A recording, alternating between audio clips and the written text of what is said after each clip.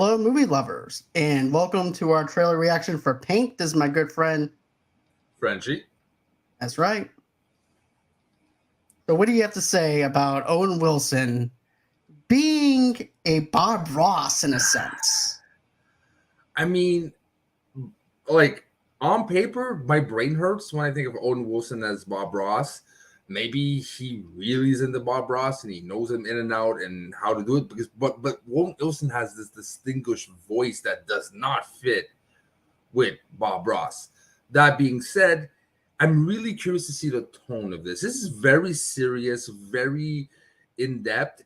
I can't remember when I saw Owen Wilson in a very serious movie, but a bit of comedy probably, but something that really is deeper than his usual, extravagance. Wow. I don't know. Like, I'm interested. I'm curious.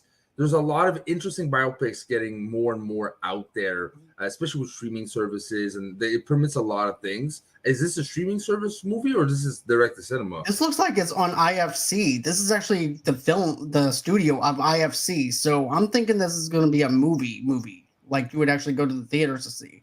But Okay. to give some clarification though too, because of the fact that they couldn't use Bob Ross's name, they changed his name to Carl Nargle. Which is never a good sign because a lot of you can't get the material. You have to adapt things around. It doesn't always translate perfectly. I forgot a couple of examples of movies, but I know there's a couple of them that couldn't get directly the name, and it kind of just made it boring. So let's see if they're able to break the curse. Yeah, let's see it. Let's see if we can do this now. So.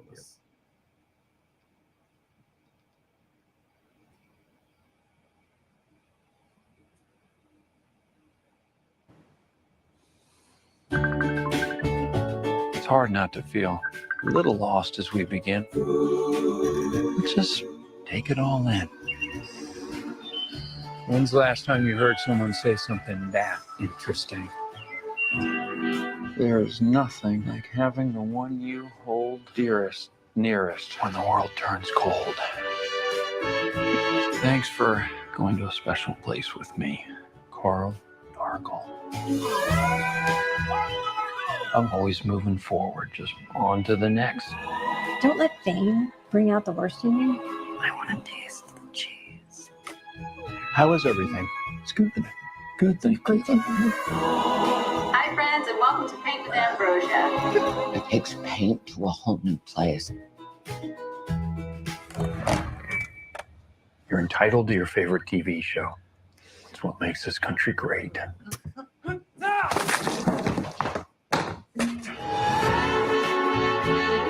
You want to touch my sandals? Oh, Carl.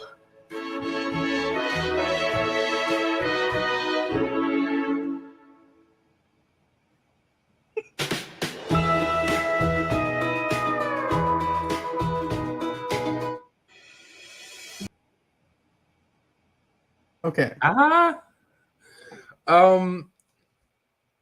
Okay, look, this is how I feel. He made a way to make a Owen Wilson Bob Ross movie that feels an offbeat, almost like I forgot the name of the director who did the Budapest Hotel and Fantastic Mr. Fox. There's this laid back, offbeat comedy to it that seems interesting. Can that carry for a 2-hour movie? Oh, this is a flip of the coin for me. I don't know how this is gonna turn out. That's if this movie is 2 hours, though. I can see him doing like an hour and 30 because this looks like a spoof movie than it does a biopic. I'm going to be honest with you. Oh, yeah. This is inspired slightly probably by the character itself, the hair but the story is probably completely different. Right. Here's the thing. If he does this for 2 hours, I would lose my mind because I would actually take me out of the movie to the point where it's like, okay, I get it. You're doing a Bob Ross kind of film. An hour and 30, an hour and 20 is actually perfect because you're in and out of the theater and that's it. And you don't have to worry about him overdoing the character, because that's one thing that I have to say. When something's like loosely based like this and they're doing something like a spoof and a ripoff of someone that's real and they just do this, it can actually get to the point where, yeah, it's funny for a little bit. Then after a while, it just starts losing that flavor. you really gotta be invested into the character, or you really gotta invested in the story. Like, if the story is so interesting, the character's so interesting, even if there's not much happening, but there's a charm and a little je ne sais quoi to it, like a lot of I think it's not. I want to have P.T. Anderson. It's not P.T. Anderson, for fuck's sakes. What's his name? Budapest Hotel. Repeat that. Grand Budapest Hotel and Fantastic Fox? Mr. Fox. Yeah. That would actually be. Hold on. I'm gonna smack myself for not remembering his name. That's Wes Anderson. Is what you're thinking of. Wes Anderson. I got an Anderson. But yeah, it feels like a Wes Anderson-ish, like that offbeat to it. The film grain, even the music choice. So if they go in that route and they're able to nail the head that kind of flavor of this offbeat, kooky, enjoyable but not going anywhere storyline, yeah, I'm down for it. But they better hammer it on, because that's the tone they're going for, and that's what I'm expecting now. Right. If they're going for that Fantastic Mr. Fox and Band Budapest Motel thing, and that's how they're doing it, yeah.